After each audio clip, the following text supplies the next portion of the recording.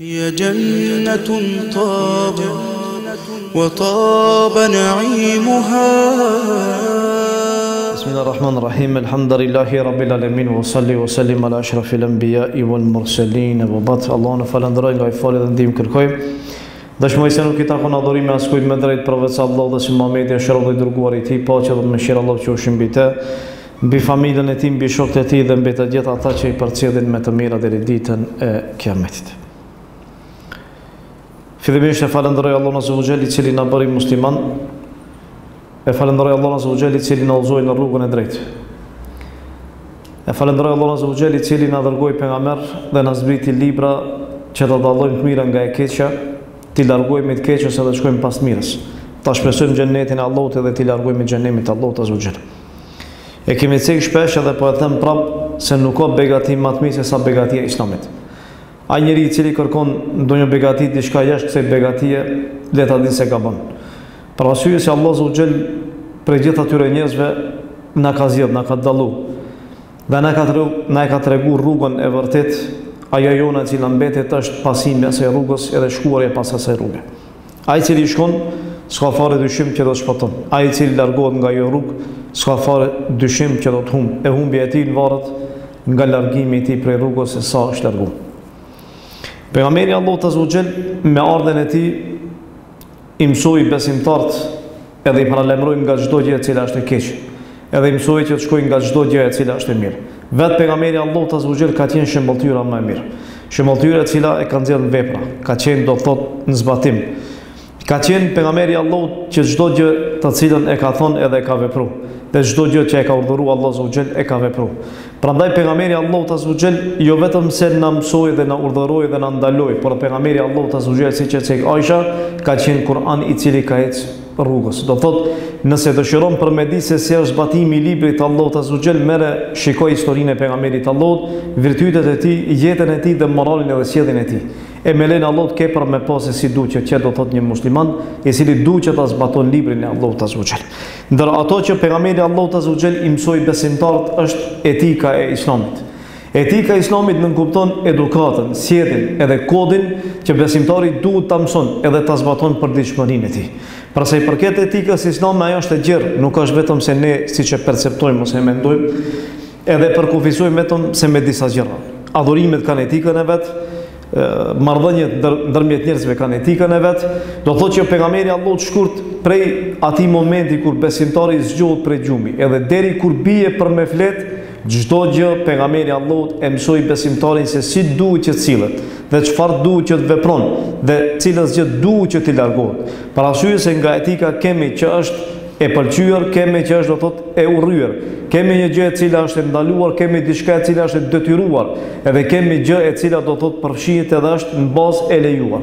E do thotë që besimtari gjitha këto është mirë për me I ditë dhe për me shikuar se si na ka mësuar neve pejgamberi Allahut dhe çfarë nxit Islami për sa I përket etikës dhe çfarë nxit do thotë për që largu do thotë nga ajo. Unë me lenin Allahut prej sonte do të filloj që të flas rreth etikës islame dhe disa gjërave të cilat ndërlidhen me të. Duke filluar sonte me lenin Allahut për etikën e leximit të Kuranit, e pastaj do të vazhdojmë ligjëratat e ardhshme me etikën e selamit, etikën e ndejave, etikën e shkollës në xhami, etikën e respektimit ndërsjellë ndërmjet muslimanëve, etikën e vllaznisë ose vllaznillokut, etikën e gjumit, etikën e vizitës të sëmurit, e shumë etika tjera, të cilat neve na duken shumë thjeshta, mirë po në sens do të thotë domethënia e tyre është shumë e madhe.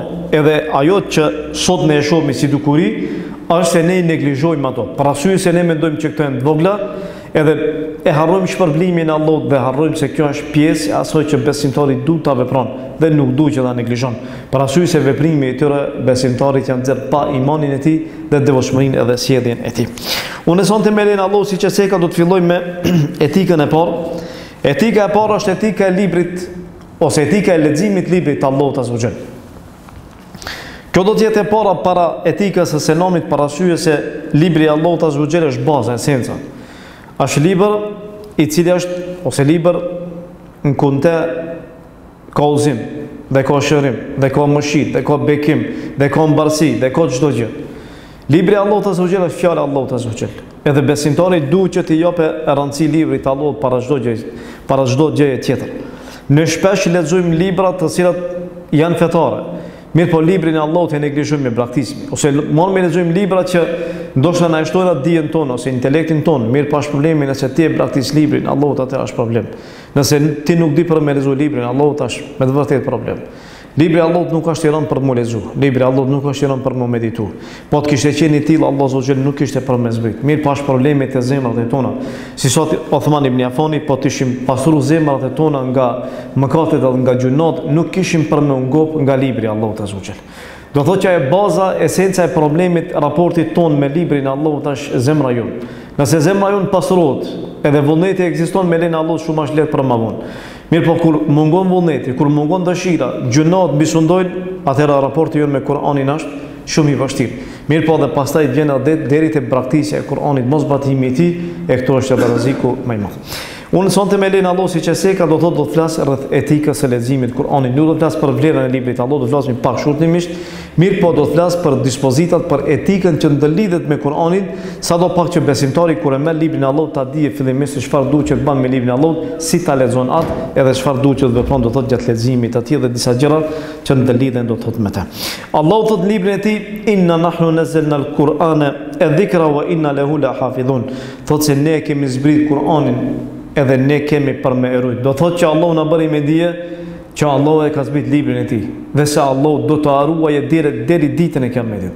Pavarësisht kush ka dashur që ta ndryshon dhe kush do për me ndryshu, edhe kush do të mundohet tarmën për ta ndryshu, nuk ka mundësi për ta ndryshu librin e Allahut asnjëherë kurrë. Edhe nëse gjithë ngriten, edhe mundohen ta ndryshojnë, edhe ndoshta e nxjerrin një libër i cili do të mundohet sipas atyre që ta sfidon librin e Allahut, nuk ka mundësi. Edhe pavarësisht asaj që sot dëshirojnë disa të ndryshojnë ajetet, të ndryshojnë kuptimin, ose të fshin prej librit të Allahut Azza wa Jall, kjo nuk ka mundësi për me ndodhur. Ata ndoshta munden për ta bënë një libër, ta marrin ta nxjerrin një libër të ri. Mirë po, libri i Allahut nuk ka mundësi që zhduket, për arsye se ekziston në gjoksat e shumë muslimanëve. Ata e mbojnë në gjoksin e tyre, e dinë përmendsh, e memorizojnë të gjithë të tërin, edhe kështu do thotë do të mbetet, edhe kjo është garancë e Allahut Azza wa Jall, premtimi i Allahut nuk thet. Po ashtu thotë Allahut e fela yatadabbarun al-Quran, thotë ata thotë a nuk e meditojnë Kur'anin, walau kana min indi ghayri Allahi la wajadu fihi ikhtilafan kathira. Po të kishte qenë Kur'ani nga dikush tjetër përveç Allahut, ata do të kishin gjetë mosmarrveshjen te. Allahu na bën me dije do thotë që kjo është një libër që në tet fare nuk ka dyshim. Dhe po të kishte qenë një libër që e ka shkruar Muhamedi, ose e ka shkruar shokët e Muhamedit, ose e ka shkruar ndonjëri prej njerëzve që ka qenë prezant me ta, kishin me gjetë mosmarrveshje brenda librit. Mirë po kjo është libri i Allahut. Nuk ka mundësi me gjetë mosmarrveshje brenda tij. Nuk ka mundësi do thotë që diçka qetë në kundërshtim me diçka tjetër. Ose mendja jote nuk është e shëndosh, do thotë në këtë aspekt mendimi jot ka problem, ose do thotë ka mundësi do thotë ka ndonjë defekt tjetër, nëse njëri mendon se diçka nuk është në rregull ta, ose kuptimi jot. Mirë po te libri i Allahut çdo gjë është e qartë, edhe nuk ka mundësi që të bien kundërshtim njëri me tjetrin. Po ashtu thotë Allahu e fela yatadabbarun al-Quran, thotë ata thotë a nuk e ose ju thotë a nuk po e meditoni thotë librin e Allahut em ala qulubin aqwaluha, thotë apo i kanë zemrat e kyçura, do thotë zemrat e mbyllura. Allahu na bën me dije, do thotë që baza e esenca e zbritjes së librit të Allahut është meditimi i tij. Thot Allahu Azza wa Jall warattilil Qur'ana tartila, thot lexoj Kur'anin ngadalë edhe lexoje qet. Thot pejgamberi Allahut Azza wa Jall thot wa ma ijtama qawmun fi baytin min buyutillah yatluna kitab Allah wa yatadarasuna bainahum. Thot pejgamberi Allahut nuk ka zbrit thot ose nuk të bon me një mezhlis, me një vend, thot një popull, edhe e lexojnë librin e Allahut, dhe e mësojnë në mes veti librin e Allahut. Vetëm se në atë moment thot pejgamberi Allahut illa nazalat alayhimus sakina. Përveç se në atë vend zbret qetësia e Allahut, wa ghashiyatuhur rahman, edhe pastaj i tubon ose zbret mëshira e Allahut Azza wa Jall, wa hafatuhumul malaika, edhe i rrethojnë melek, e rrethojnë do thot atë melek, wa dhakarahumullahu fi man indah, dhe Allahu i përmend tek ai. Do thot ata persona që gjenden me një vend edhe lexojnë librin e Allahut dhe mësojnë në mes tyre, Allahu i përmend tek banorët e qiejve, do thot tek melekët e Allahut Azza wa Jall. Po ashtu thot pejgamberi Allahut khairukum man ta'allama al-Qur'ana wa 'allama. Më i miri ndër ju është ai i cili mëson Kur'anin pastaj ju mëson edhe qereve. Dhe thot pejgamberi Allahu azza wa jall, ai i cili lexon bukur Kur'anin është në shoqëri të shkruesve të ndershëm, qëllimi është për melek, kurse ai i cili ka vështirësi gjatë leximit të Kur'anit, thot e ka shpërblimin e dyfishuar. Kjo leqet argument për çdo njerin i cili thot po kam mundësi për me lexu, po kam problem gjatë leximit, po kam vështirësi, e shef do një realizon shumë shpejt, kurse tjetri më ngadal. Pejgamberi Allahut i ka stimulu gjithë ata dhe ka thonë që ai i cili lexon edhe do thot bllokohet gjatë leximit edhe ka vështirësi, i ka do thot dy shpërblime ose shpërblimin e ka do thot të dyfishuar. Kto ishin shkurtimisht për sa i përket vlerës së librit të Allahut, edhe s'ka fare dyshim që me fol për vlerën e librit të Allahut do thot duhen shumë edhe shumë ligjërata, por shkurtimisht sidoqoftë. Do thot ajo që duhet për ta ditë besimtari, gjëja e parë nga etika që ndërlidhet me librin e Allahut azza wa jall, është kërkimi i sinqeritetit kur e lexon librin e Allahut dhe kur e mëson librin e Allahut. Kjo është e para, esenca, bazë. Nëse nuk gjendet sinqeritetin në leximin tan ose mësimin e librit të Allahut, atëherë dije se çështja do të shkojë poshtë. Prandaj libri i Allahut, siç e sekin dietarët, është ibadet. Do thot për me lexu librin e Allahut, qëllimi synimi besimtarit është për me ofruar Allahut azza wa jall. Qëllimi besimtarit është për të fituar kënaqësinë e Allahut azza wa jall. Çdo vepër e cila të afron tek Allahu duhet mi plotësu patjetër dy kushte. Kushti i parë është sinqeriteti, dhe kushti i dytë është pasimi, ndjekja e sunetit pejgamberit Allahut azza wa jall. Nëse plotëson këto dy kushte me lenë Allahut, vepra jote pranon. Nëse këto dy kushte nuk pranon ose njëra mungon, atëherë vepra jote nuk pranohet.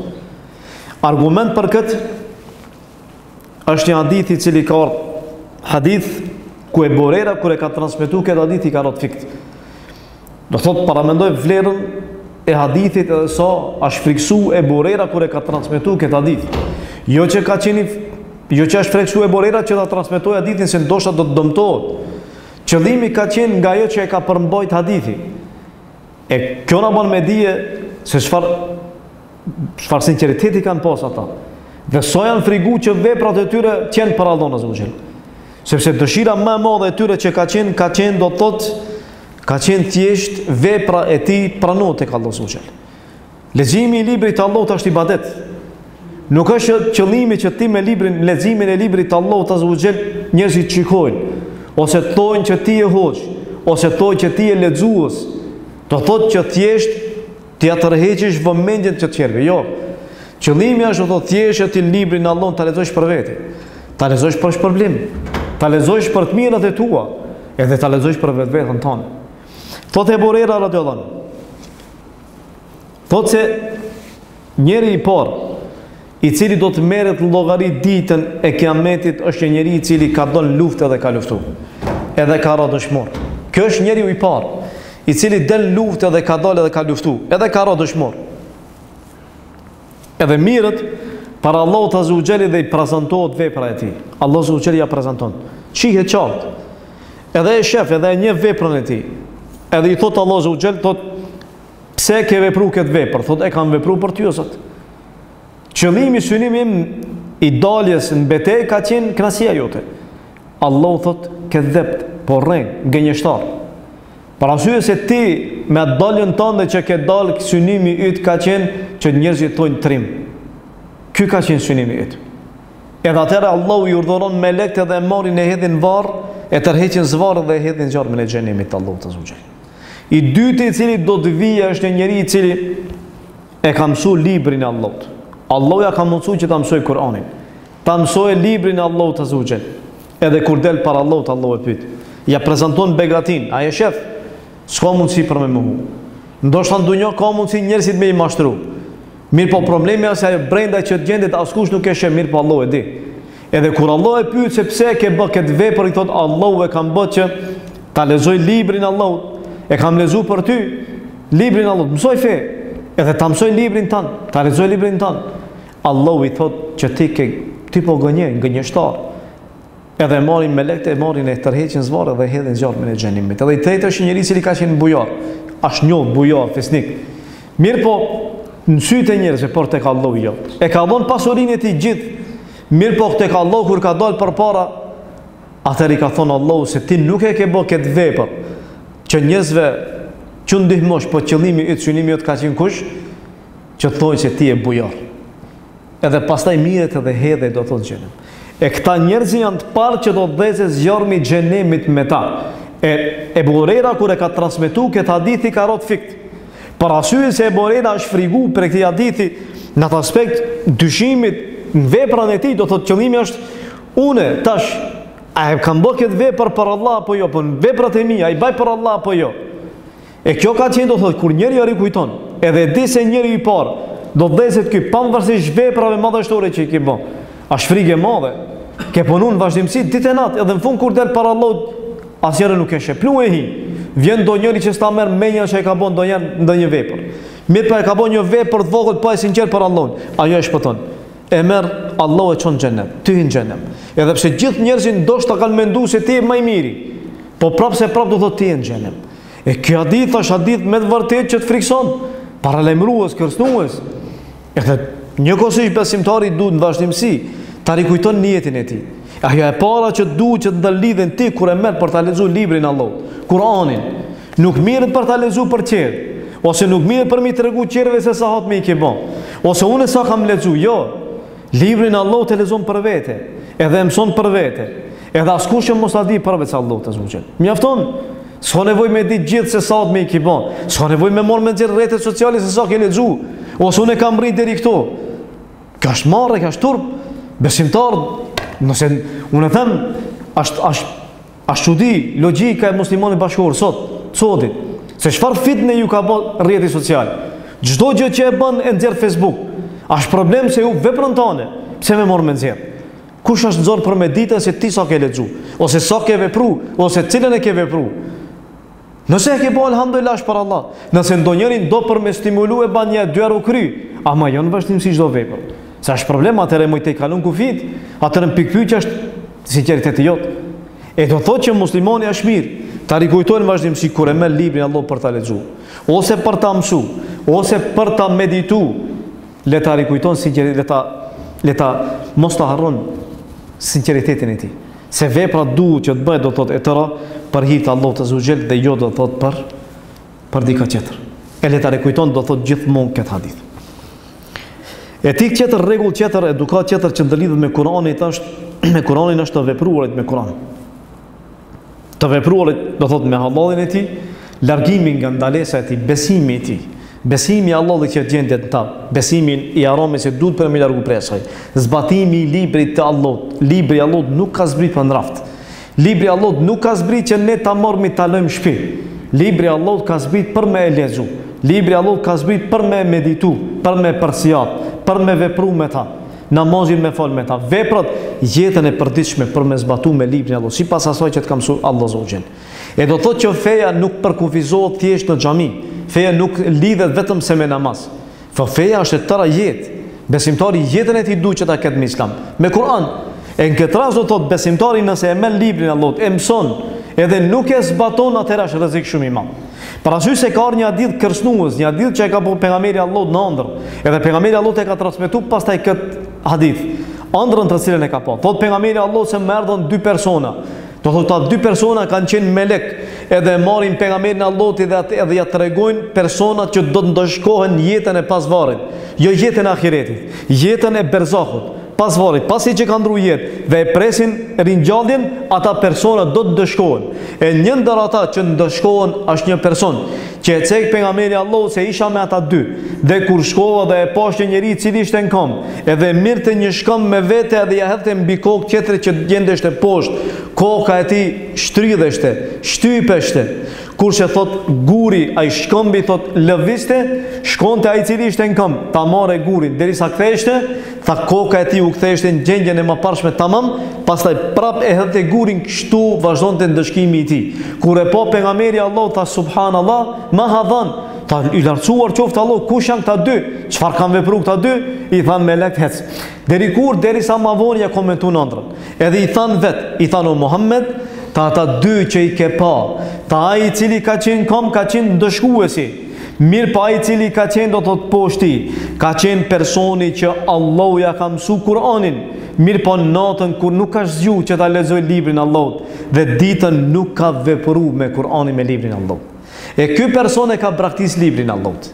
Do thotë që natën se ka lexu, nuk ka fënë namaznate, s'ka lexu prej librit Allah, nuk e ka meditu, edhe ditën gjatë përditshmërisë ati nuk ka punu me librin Allah. E ky njeri do ta marrë këtë dashkim me lenë Allah të azhujel. Do thotë që besimtari nuk duhet që të largohet prej librit të Allah të azhujel. E treta, etikë që ndërlidhet me Kur'anin është do thotë që besimtari duhet në vazhdimsi ta lexojë librin Allah. Për arsye se nëse nuk e lexon në vazhdimsi, atëherë libri Allah i hik. Si ka mundësi që të hikë libri Allah? Ta shumë i lehtë. Do thotë mësohet lehtë, mirë po da harrohet lehtë. Ata që nuk e përsërisin vazhdimsi Kur'anin, nëse ka mësu pak ose e ka mësu leximin e tij dhe nuk e përsërin vazhdimsi, atëherë Kur'ani harrohet shumë shpejt. E këtë e dëshmojnë ata njerëzit që e kanë ditë Kur'anin përmend shkret hafızllar, mirë po e kanë harru krejt librin Allahut. E ka qenë me mua një student prej Republikave Ruse, vëlla musliman, i cili thonte se e kam harru Kur'anin komplet. E ka ditë hafız ka qenë, e harroi Kur'anin komplet, pastaj pas fillu për me mësu krejt edhe tan ditën gati rrin ke xhami. Nga frika që mos ta harroj librin Allahut. E prandaj do thotë nga ajo që duhet për me mësu besimtari që kanë lidhur me Kur'anin, është që duhet vazhdimsi të lexohet, vazhdimsi të mësohet. I ke mësu 5 sure, i ke mësu 10 ajete. Mos i braktis, parasysh se nëse i braktis do të harrohen. E jo që mbetet në vazhdimsi për me lexu librin e Allahut azza wa jall, për mu përkujdes edhe për me mësu atë. Thot pejgamberi Allahut azza wa jall, thot se shembulli i hafizit të librit të Allahut është sikur se shembulli i pronarit të devës e cila është e lidhur. Do thot që pejgamberi Allahut na sjellë një shembull shumë interesant. Ku ai i cili është hafiz i librit të Allahut, thot shembulli i tij është sikur se shembulli i personit i cili e ka devën edhe devja e tij do thot është e lidhur. Nëse e mban të lidhur ose nëse ato i mban të lidhura, me lenë Allahut do t'i ketë kontroll. Nëse ato i largohen, i lëshon, ato do t'i ikin. Edhe Kur'ani, po edhe devja. Nëse devën e merr e lidh, mirë, është kontroll tanë. Nëse devën e merr e zgjidh, hik më njëran, është një prej kafshëve që ik shpejt. Edhe nuk ka mundësi për me zon. Prandaj ajo që e ka cek shembulli pejgamberi Allahut është shumë interesant. Ta ka bën me dije se kështu është edhe Kur'ani. Nëse e lexon në vazhdimsi dhe përsërit me lenë Allahut e ke me ty. Nëse jo, libri Allahut do të hike. Edhe kur të hik atëherë është problem. Nuk ka shumë rënd për me përsërit, shumë rënd për me kthy. E do thotë nëse e ruan me lenë Allahut atëherë do të jetë më mirë. Thot pejgamberi Allahut azza wa jall. Thot kaponi, thot lexojeni vazhdimisht Kur'anin.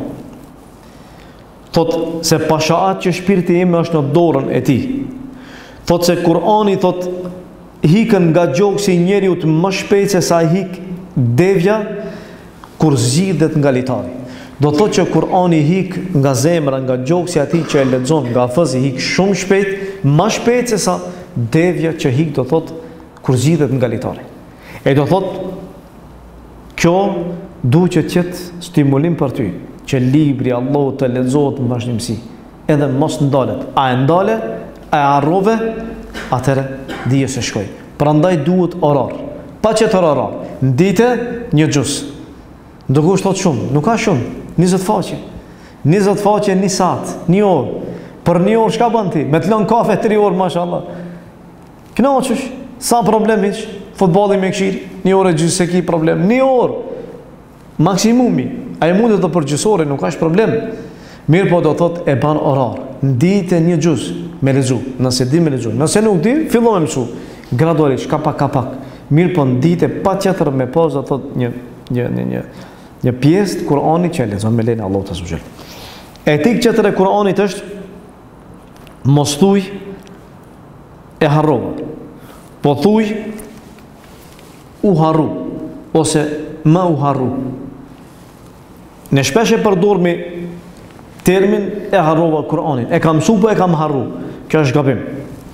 Për arsye se ka një hadith i pejgamberit Allahut azza wa jall që e transmeton Aisha, thotë që pejgamberi Allahut e dëgjoi një njeri duke lexuar Kur'an natën, në sure. Edhe kur e dëgjoi pejgamberi Allahut bani dua për ta. Tha Allah më mëshiro, tha filanin. Para arsye se tha ma përkujtoi kët edhe kët ajet. Edhe thot kët ajet ma kujtoi, tha sepse më u është harruar ky ajet. Nuk tha pejgamberi Allahut e harrova, po më është harruar nga menja ime. Do thot pejgamberi Allahut nuk e përdori e harrova. Po thot pejgamberi Allahut më u harru, i është harru. Mirë po jo do thot që e kam harru. Thot pejgamberi Allahut azza xal.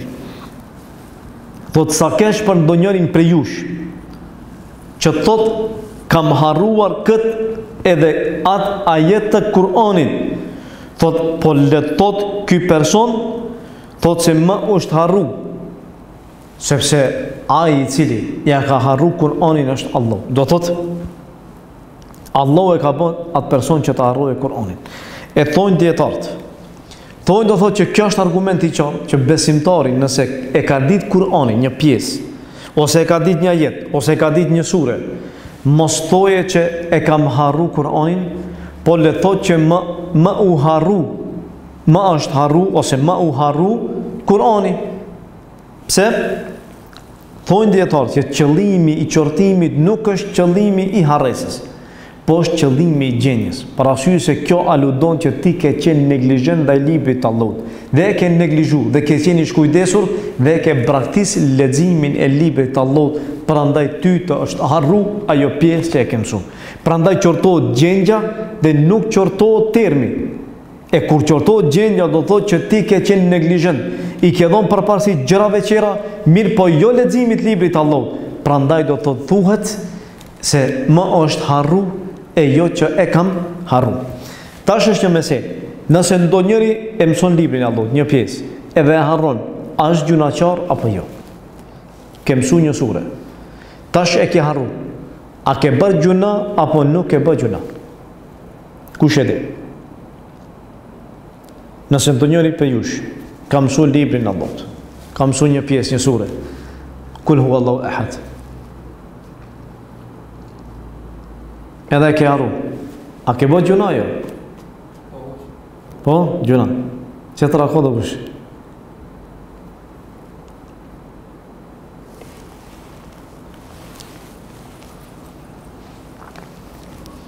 Argument? Të ditën që të ceke, dhe i dhe bërzako të vitet të dojnë, arsye pëse e ka mësu po se ka lezunatën, dhe ditën se ka pajsë të Në varet, ndoshta e ka harru, mi pa i punon me Kur'an. Punon me Kur'an, ndoshta e ka harru shumë një sure, i dhe sure, i din nënt, i din një dhe thot e ka harru. Por, një nga argument të thash se generatat e para nuk nga kanë thonë se nuk janë qu notën me falë namaz ose kam harru një pjesë të Kur'anit, si kështë kam pas në një gjuna. Tamam, po. Si duket gjunat, Po mirë, unë nuk po foli për sebepin, unë po foli do thot ti nëse ke harru Kur'anin, a ke bërë gjuna jo? Ti shembull dhe ke ditë një sure, edhe tash e ke lexuar e sure deri dje, tash nuk e di e ke harru, a ke bërë gjuna apo jo? Çdo është do thot ajo pyetje. Është një hadith. domethënë lënia në harresë është gjuna. Po, do thot është një hadith thot kush e mëson Kur'anin edhe më pas e harron, ai ka për me taku Allahun si i gjymtuar. Me pa ditë është i dobët. E do thot që ai personi i cili e ka ditë Kur'anin një pjesë, edhe e ka harruar, se e di një sure, edhe e ka harruar, ai ka humbur shumë mirësi, ka humbur shumë bereqet, ka humbur do thot shumë mbarsi. Mirë po do thot nuk llogaritet mëkatar, nuk llogaritet gjunaçar. E do thot që njeriu nëse harron një ajet ose një sure nuk llogaritet si gjunaçar, nuk llogaritet do thot si mëkatar. Etik tjetër, vazhdojmë do thot, etik tjetër është detyrimi i meditimit të librit të Allahut azza wa jall. Për sa i përket meditimit për seatjes ne jemi shumë të mangët. Ne nuk e kuptojmë në esencë çfarë do thotë meditim dhe çfarë do thotë për seatje e librit të Allahut. Kjo është lëmin vete, shkencë vete. Besimtari duhet që të marrë ta lexon librin e Allahut, ta mediton. Nuk është një pyetje thjesht vetëm se për me lexu. Se me lexu ka mundësi për me lexu. E lexon. Mirë po, ne kemi shumë afëza, mirë po nuk i zbatojnë urdhat e Allahut. Pra arsye se nuk i kuptojnë. Ne kemi shumë njerëz që lexojnë librin e Allahut, mirë po nuk veprojnë me librin e Allahut. Nuk i dinë rregullat. Edhe pse i thot vetes musliman. E do thot prandaj thot Allahu e felajet e debberun el Kur'an thot ata thot a nuk pe meditojnë thot librin e Allahut walau kana min indi ghayri llahi la wajadu fihi ikhtilafan katira. Po të kishte qenë i shkruajtur ose të kishte qenë i jashtë Allahut që e ka bërë dikush librin e Allahut, kishin për me gjithë mosmarrveshje. Është libri i Allahut. Prandaj libri i Allahut duhet patjetër që të meditohet, patjetër që të mësohet. Prandaj ti shef ulemat, sikur si shembull do thot parëve ton, Imam Temdheni, Ebu Hanifja, Imam Ahmedi, Imam Shafiu, Imam Maliku, Ibn Temja, këta tjerë, kur e shef kur folin për meditimin për librin e Allahut, ata e kanë meditu librin e Allahut, e kanë mësu librin e Allahut. Janë ndodhur çdo ajet, qëllimi i tyre nuk ka qenë që thjesht me bë hatme, ti baj 5, 10, 15, 20, jo. Tek ata më e dashur ka qenë që më mirë ti mësoj 10 ajete, ta mësoj kuptimin e tyre, komentin e tyre, tefsirin e tyre, të veprojmë me to se sa unë me marr me lexu tash një hatme me bë.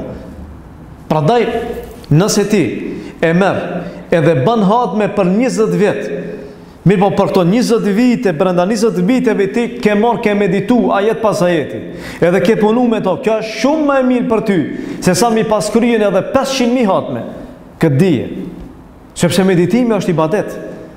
Edhe ajo që ta jep meditimi s'ta jep leximi. Nëse dyja vijnë njëra me tjetrën, s'ka fare të shumë që është më e mirë. Mirë po meditimi atë që ta jep në zemër dhe në shpirt, s'ka mundësi me ta dhënë leximi. Me lexim gjen kënaqësi, gjendra aty gjitha, ama me meditim mëson, edhe pasurohesh, edhe shkencë vetje, ja kupton thelbin librit të Allahut, Kuranit, i mëson shkencat. Shkenca nuk ka mundësi mu dhe prej Kuran. Nëse ti nuk merr me meditu, s'ka mundësi mu ditë Allah dhe aron i qartë. Disa gjëra janë qartë, disa gjëra kuptohen, ajo kërkon meditim. E prandaj do të merret i selefin parton. Shikoj, tek ata e ato vetë cekin. Kush e ka mësu Suratul Bekare tek ata? Ka qenë shumë i madh sytë e tyre. Suratul Bekare do jeni mund që ta ndërson mundin e tyre. Me thonë si ka mundësi Suratul Bekare mu duk i madh te une. Për arsye se Suratul Bekare ka 2 gjuzë e gjys, 49 faqe. 49 faqe, 286 ajete. Ti me marr një ajet në ditë, për 286 ditë, hajde që pezojmë një vjet. Me marr ti me lezu çdo ditë, ka një ajet, edhe me marr pastaj me zbatu, edhe me mësu, thot kështu thot e mësum kuptimin edhe e mësum hifzin. Pavarësisht sa ka zgjat, një vjet, 2, 3, 5 nuk ka më rëndësi. Nuk është me kusht unë tash të marrë të lezoj hatme edhe të lavdronë unë i kam bo 20 hatme. Jo, mu vjen mirë para të stimulimin që e japim për gara, për me lezu. Mirë po pikpyqja është edhe sinceriteti ati që e lezon pastaj. Këto është pikpyqje. Se garimi kur bëhet këtu, bëhet garimi që të fitosh problemi. Harrot njeti për Allah. E kjo është rrezik i madh për niyetin e ndokuj. Prandaj muslimani më mirë për mua, më vlesh më valloj. Lexoj 5 ajete. Mirë po ti shoh në vepra. Se sa ti më marr me lezu 5 hatme, edhe në fund i njëjti del pas një lloj ndryshimi. Sepse e lexon Kur'ani shpejt. As nuk ndalesh, as nuk e lexon ngadal, as nuk e lexon tertil, qëllimi është vetëm se thjesht unë të bëj hat. Kjo është. E prandaj do thot parton thoni. 10 ajete i kemi marr, i kemi mësu, i kemi zbatu, i kemi mësu për menç, pastaj kemi kalu te 10 javë. Merrni, elhamdulillah tash kemi tefsir. Për kthim shqip, merrni ditë për ditë një ajetin e parë. Elhamdulillahi rabbil alamin. Merr shikoj komentin. Çka kanë thonë dietar për këtë? Merr meditoje, kuptoje, ndalu pak. Mos u gut te 4 ajet. Pastaj te 4 ke për me po ndikimin me lejen e Allahut të subhanallahu. Ke për me po ndikimin në zemrën tënde. E atëre ke për më çudit se si ka ndiku meditimi i librit të Allahut në shpirtin tënd dhe në imanin tënd. E ti ke radhës, a lejohet me lezu Kur'an duke qenë ulur, duke qenë këmbë, duke qenë i shtrit, ose duke qenë i hipur në kafshë, ose pavarësisht çdo të ku. Baza esenca, thot Allahu alladhina yadhkuruna Allaha qiyaman wa qu'udan wa ala junubihim wa yatafakkaruna fi khalqi samawati wal ard. Allahu thot për ata që thonë që nuk ban për me lezu Kur'anin ulur. Allahu thot ata që e përmendin Allahun duke qenë në këmbë dhe duke qenë ulur dhe duke qenë të shtrirë. Kjo është argument i qartë që libri Allahut lexohet, edhe duke qenë këmbë, edhe duke qenë ulur, edhe duke qenë shtrit, nuk ka problem.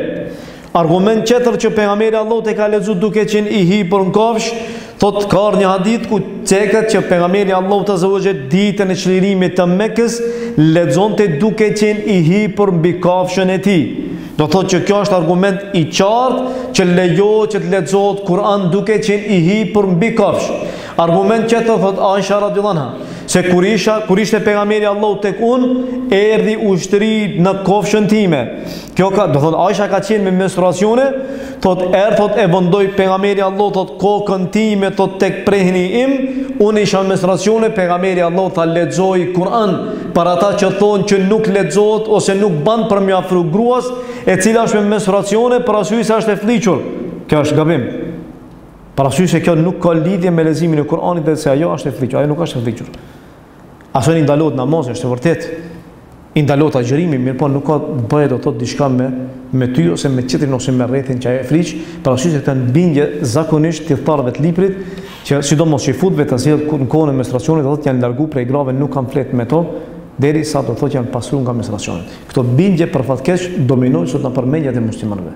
E do thotë që libri i Allahut lejohet që të lexohet, duke qenë kam, duke qenë ulur, duke qenë i shtrit, duke qenë i hipur, nëse e bën njëjtën gjë do thotë i afrosh afër gruas tënde rri, nuk është problem nëse e lexon librin e Allahut, nuk ka fare në të do thotë pengesë. Argumenti kemi gjitha këto argumente do thotë që i cek. A lejohet për me bajt Kur'anin në xhep?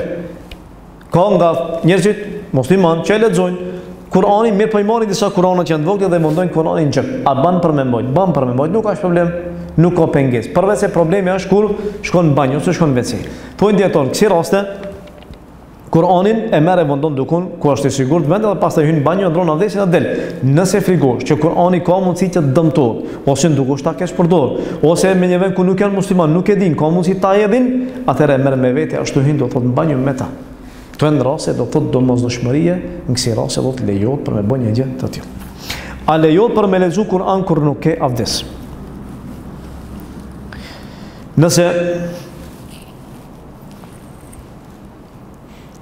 Nëse muslimoni i prishet avdesi, i lejohet për me lexu Kur'an nëse e lexon nga mendja e tij, memorizimi i tij, nga hifzi i tij. Jo do thotë nga libri i Allahut, jo nga mushafi. Lejohet për me marr për me lexon për mendsh. Shembull, e përsërit surën, e lexon surën, nuk ka problem. Thot Ali radhiyallahu anhu, thot që pejgamberi sallallahu alaihi wasallam na lexonte Kur'an ose lexonte Kur'anin në çdo gjendje përveç se kur ka qenë xhunup. Do thotë që xhunup kur është personi nuk lejohet për me lexu Kur'an, qoftë nga mendja jote, nga memorizimi jot, ose qoftë do thotë nga libri i Allahut. Kurse nëse të prishet avdesi, lejohet pa avdes me lexu nga memoria jote. Argument tjetër është argumenti i Mejmunës ku thotë që pejgamberi Allahut azza wa xal thotë derisa erdhi mesi natës pak më herët ose më vonë. Thotë pejgamberi Allahut thotë u zgju, edhe kur u zgju pejgamberi Allahut u ul, edhe pastaj i fshini syt nga gjumi me duart e tij edhe i lexoi 10 ajetet e fundit të surës Ali Imran. Pejgamberi Allahut nuk ka pas avdes. Në këtë rast kur i ka lexuar këto ajete. E do thotë që kjo, pastaj thotë është ngritur dhe ka marrë avdes. Kjo është argument që lejohet nga mendja e njeriu për me marr për me lexuar Kur'an, nuk ka problem. Thotë Imam Malikun Muwatten e tij e sjell një gjurmë prej Omerit radhiyallahu anhu, i cili ka qenë me një vend edhe kanë qenë disa duke lexuar Kur'an. Edhe shkon Omeri e kryen nevojën e tij, pasi që e kryen nevojën nuk merr avdes. Del edhe i thot njëri thot o Emiri muslimanëve, tha ti tha apo lexon Kur'an edhe nuk ke avdes? Atëherë i tha Omeri, tha po ti tha kush ta ka dhënë këtë fetva? A Muselem el-Kadhab? Ai ta ka dhënë këtë fetva, kush ta ka dhënë këtë fetva? Do thotë që me këtë ta bën me di Omeri radhiyallahu anhu, do thotë që lejohet, do thotë që të lexohet Kur'an hifz, do thotë jo nga musafi nëse nuk ke avdes. Thonë komisioni i përhershëm i fetvave të Arabisë Saudite kur i kanë pyet se a lejohet do thotë për me lexu, e kanë cekë dhe kanë thonë që xhunubit nuk i lejohet për me lexu derisa të pastrohet, thotë pavarësisht a lexojnë nga musafi apo a lexojnë nga mendja e tij, thotë kurse nëse abdesi ti prishet do thotë për shkak do thotë ndrimit të abdesit ose për shkak urinimit, thotë atëherë thotë nuk ka problem, do thotë mundet me lexu nga mendja e tij.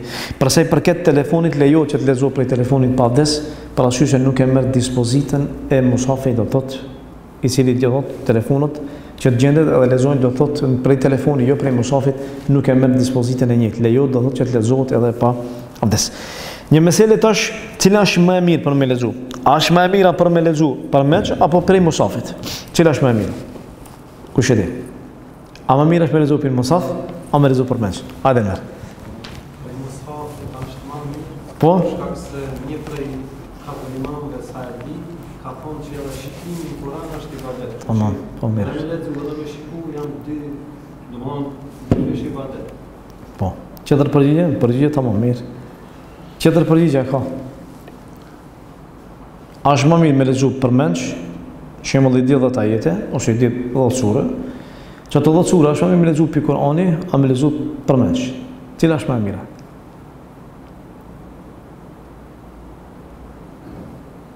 Po? Në rastin e Hadis Sabit, për kapitën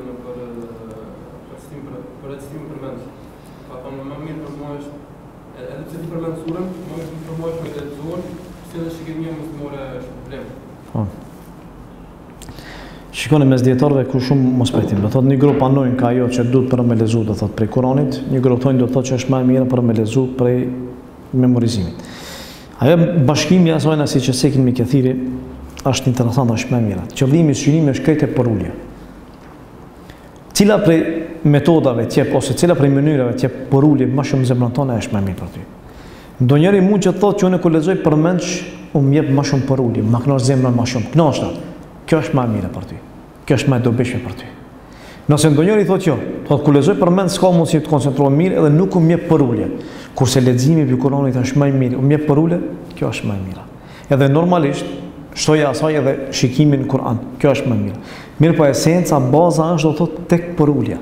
Nëse leximi, memorizimi që e bën ti nga menja jote, qep përulje më shumë, atëherë kjo është më e dobishme, më e mira për ty, më e vlefshme. Nëse leximi prej Kur'anit është më i mirë për ty, kjo është më e mirë sepse shtoja asaj edhe shikimi në Kur'an vetvetiu do thotë është më e mirë. E do thotë varet tash krejt për përuljes tënde, cila do thotë ta jep ty atë më të mirën. Nëse të dukush ndihet më radh kur lexon për menç, kjo është më e mirë për te.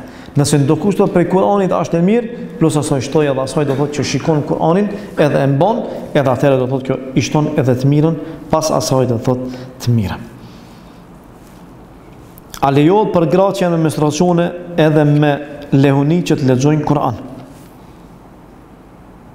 A lejohet gratë që janë me menstruacione? A lejohet? Argument?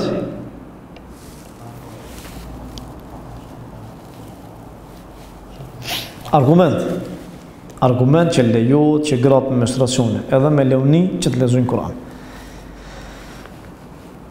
Argument?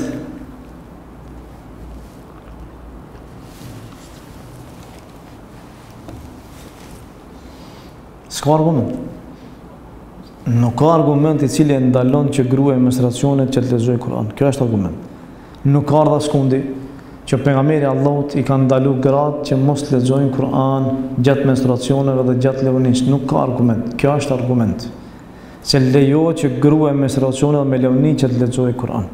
Mirë po dietar thonë, nuk i lejohet asaj që të marrë ta prekë me gishtat e saj Kur'anin brenda mushafit, prandaj thonë e merr lexon do thotë me dorsa ose lexon do thot me peshkir. E merr do thot me dorë edhe e mban edhe kështu do thot e lexon. Për sa i përket do thot hifzit nuk është problem. E përsërit, kurse për sa i përket do thot leximit të Kuranit e merr do thot me dorë, me dorza edhe me peshkir do thot e mban edhe isfletat, kurse e lexon Kuranin nuk ka as problem. Kjo është lehtësim për ato gra që mësojnë hifzin ose lexojnë Kuranin, nuk dëshirojnë që të ndahen nga libri i Allahut azza wa jall.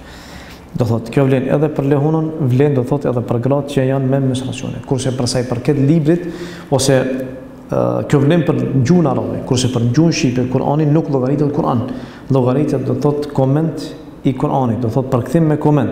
Këtë e merr dispozitën sikurse të tefsirit, prandaj do të lejohet që gruaja me menstruacione ta lexojë pa, do thot pa e prek nuk ka as problem, do thot Kur'ani i cili është i përkthim. Po edhe librat fetar, edhe dhikrin do të lejohet që të merr të lexon pas një problem parasysh e marrin dispozitën e tefsirit, dispozitën ku lejohet për me prek do thot me dorë. Ajo që pëlqet para se të lexohet libri i Allahut është pastrimi i gojës me misvak. Është mirë besimtari që do thot para se të lexojë nga libri i Allahut mos pije cigare, se të na ka do thot që e pin cigaren para se me lezu, masi e shim për masi e merr elianis thot bismillahirrahmanirrahim, nis me lezu Kur'an. E do thot pejgamberi sallallahu alaihi wasallam kur ngriteshte natën, më së pari do të fillimisht e pastronte gojën e tij me misvak.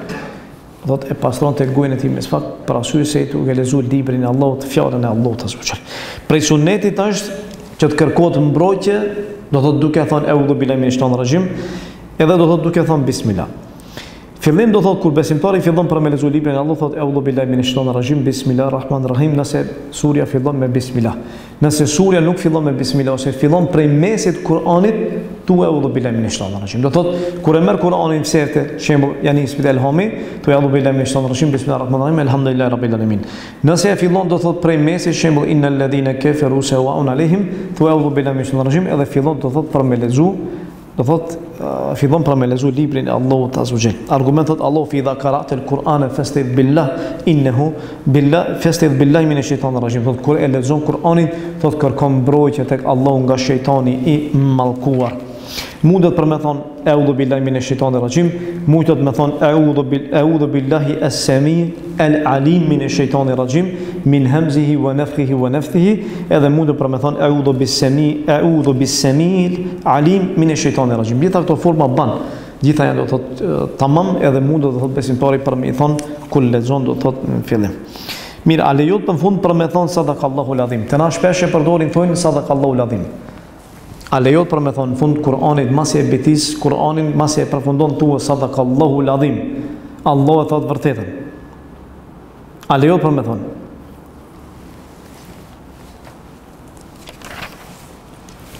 A lejohet për me thonë? Pse? Allah e ka thonë vërtetën. Mirë, po nëse shembull ka argument, atëre? A ka argument? Nuk ka argument ndukun që pasi të përfundu Kur'ani thuhet sadakallahu al-azim. Kjo është do thot një vepër e cila është e re, ose është progresive, edhe nuk lejohet do thot që thuhet pasi që të përfundohet libri i Allahut azza wa jall, ose do thot pasi që e lexon Kur'anin. Thonë dietar, thonë nëse e thu ndonjëherë, për shembull, e thu tash një vit sadakallahu al-azim, nuk ka problem. Mirë, po nëse e bën tradit edhe për diçmëri që çdo e ku lexon Kur'an fund me thon sadakallahu al-azim, kjo është heresi, kur herësia në fe do thot nuk pranohet për arsye se nuk ka argument që pejgamberi Allahut azza wa jall do thot e ka bë ose e kanë bë do thot e kanë bë sahabët ose imam që kanë ndor do thot pas tyre.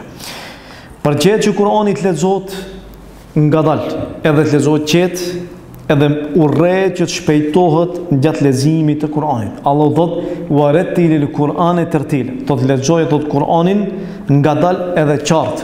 Do thot që qëllimi i Kur'anit është që të lexohet ngadalë edhe të lexohet qartë. Urrejt leximi i Kur'anit shpejt. E si llogaritë shpejt, do thot kur njeriu e lexon as vetë nuk e di se çka duhet lexu.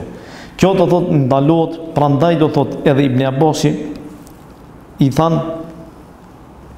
tha njëri Ibn Abbasi, tha që unë lexoj ta Kur'anin shpejt, ta unë tha e baj hatmën për 3 natë. E i tha Ibn Abbasi, tha për mu, tha ma mirë ta lexoj suratul Bekare për 1 natë, edhe ta meditoj, edhe ta lexoj qetë, është më e dashur se sa do thot unë ta baj ashtu siç ke vepruar ti për 3 natë ta bejtisi ta kryj hatmën ta baj. Do thot që urrehet me lexu shpejt. E sidomos kur njeriu nuk e di se çka është thon, për arsye se ka mundësi do thot edhe mos më aqellu do thot librit Allahut do kur lexon edhe me gabu. Nëse çon gjatë leximit Kur'anit ta prishet avdesi. Çon, lexon. Jo. A prishet avdesi? Ja s'prishet. Pse nuk prishet avdesi?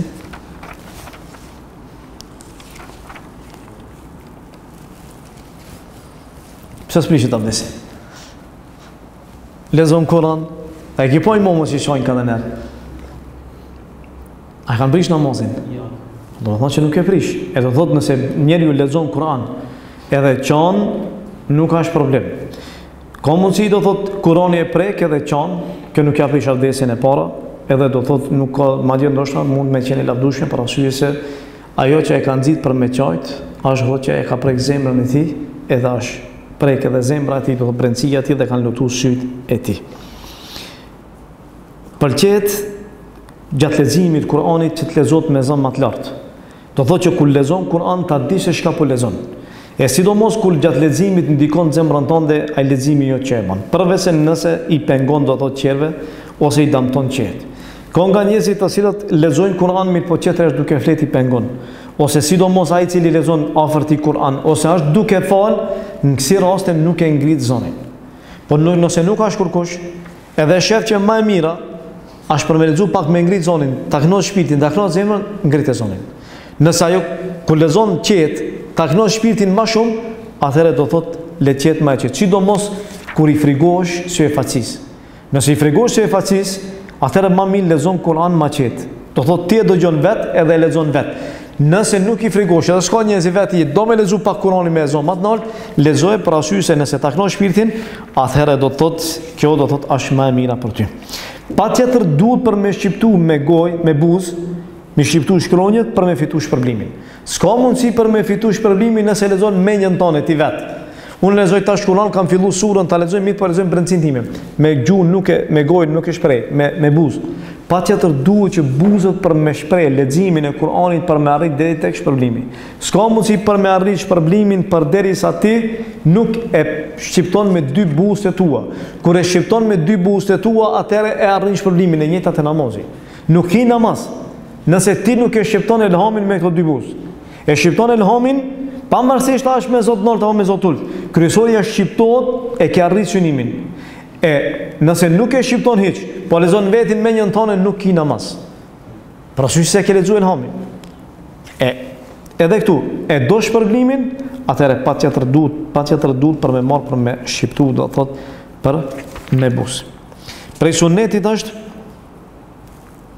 që kur njeriu i vjen, kur kotet është i lot, mendon leximin e librit të Allahut. Do thotë je i lot tepër, e shef se po të merr xhumi, më mirë bëj fli pak, e pastaj çu lezo. Pra arsye se ka mundësi kur i lot mos me di çka lexon ose me fol diçka e cila do thotë ka mundësi që bën kundërshtim me fenë Allahut azza wajel. Thot pejgamberi Allahut, thot nëse ndonjëri prej jush ngritet natën për me u fal. Edhe thot atëherë fillon Kur'ani të zihet na për gjuhën e tij. Thot pejgamberi Allahut, edhe nuk e di se çka thot, let shtrihet prap. Do thot let bjer për me flet ose let pushoj, let shtrihet derisa ti hekat ajo koqja, pastaj mundet për me vazhdu. Për arsye se ka mundësi do thot që me fol diçka që nuk e di se çka ka fol. Pëlqet vazhdimësia e leximit Kur'anit edhe mos ndërprerja e tij. Sikurse na kur lexojmë një faqe, telefonin dorë. Ta kemi Facebook ana ka shoj dukesh. Një faqe, telefonin dorë. Jo.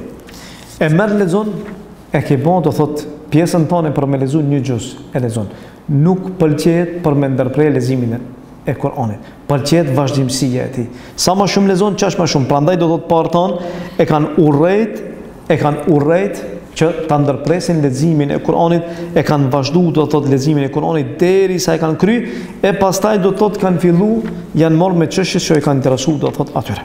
Për sa i përket sunetit të leximit ose prej sunetit është rënja në sejdë kur jetë ajetet e sejdës. Ajetet e sejdës sa janë në Kur'an? Sa janë ajetet e sejdës në Kur'an? Sa ajete janë që e kanë shenjën për me ra në sejdë? Sa ajete në Kur'an? Sa ajete janë? 14? Qëtër? Qëtër kush e di? 15. Disa thojnë 14, disa thojnë 15. 15 janë, pëlqet nuk është vajxhib, kur vjen aty, pëlqet do thot për me ra në sejdë. Kur e lexon ato ajete, pëlqet për me ra në sejdë. Nëse nuk bën sejdë, hot me ne ki tamam. Nëse nuk bën sejdë, nuk i gjuna qartë. Mirë po, pëlqet për me ra në sejdë. Disa e marrin musafin edhe e putin, edhe vendojnë mes dyshime të tyre. A ban kjo? A ban Kur'anin me puth edhe me marrë me vendun mes dyshime, siç e keni pa numri kur ishin hax. I keni pa sidomos Pakistanit e marrin e vendojnë e puthin edhe vendojnë mes ballit. A ban kjo? Urrejt me vepru një gjë të tillë, për arsye se madhërimi i Kur'anit, madhështimi i Kur'anit nuk bëhet me puthin e tij, bëhet me veprimin e tij. Ti ndoshta e puth, por ndërkohë ban shirk në anën tjetër. Prandaj do thotë, ai vepër të cilën e bëjnë është do thotë vepër e cila urrejt. Edhe për fund, etikë tjetër, rregull tjetër që ndërlidhet me Kur'anin është urrehet vendosja e gjërave ose shkrimeve në përmur, që të cilat përmbajnë ajete. Sot ne i shesmin, bëjmë biznes, shesme ajetul kursin, kul vallahu ahad, kul huwallahu ahad, falaq, nasin, Do thot mirë po një gjë e tillë urrë që të mirë që të vendoset nëpër mure. Për arsye se Kurani nuk ka zbritur që të vendoset mur. Synimi i Kuranit është meditimi i tij. Synimi i Kuranit është që punohet me ta, të mësohet, meditohet, lexohet, zbatohet. Jo të mirë të vendosen në shtëpi. Disa imanin e vendojnë suratul ose ajetin kur që e vendojnë për mbrojtje. Kjo është një sikur sa i mali. E marrin e vendosin do për bereqet. Këtë është gabim. Prandaj urrehet, nuk po them ndalohet, urrehet vendosja e tyre. Na për shtëpi për arsye se një gjë e tillë do thotë nuk ka ardhur prej sunetit pejgamberit Allahut, edhe do thotë një gjë e tillë nuk ka fare dobi, o përkundrazi vetëm se ka mundësi që kjo të çon deri në shirk, edhe ti largon do thotë nga feja e Allahut azza. Kjo është shkurtimisht për sa i përket etikës së Kuranit. Inshallah me lenin Allahut ligjëratën e ardhshme vazhdojmë me etikën e selamit. Deri atëherë lutem Allahun azza wa jall që Allah na mëshiron. Allah të nga ata që lexojnë librin e tij, e mësojnë librin e tij, e pasojnë sunetin e pejgamberit të tij, e lutem Allahun që të na shton dijen, edhe lutem Allahun që të na bereqetë në kohën tonë, veprat tona dhe të shohim tek Allahu gjithë ato vepra që bëjmë peshon e veprave të mira ditën e Kiametit. Wa qulu qawli hadha wastaghfirullaha li wa lakum walhamdulillahi rabbil alamin.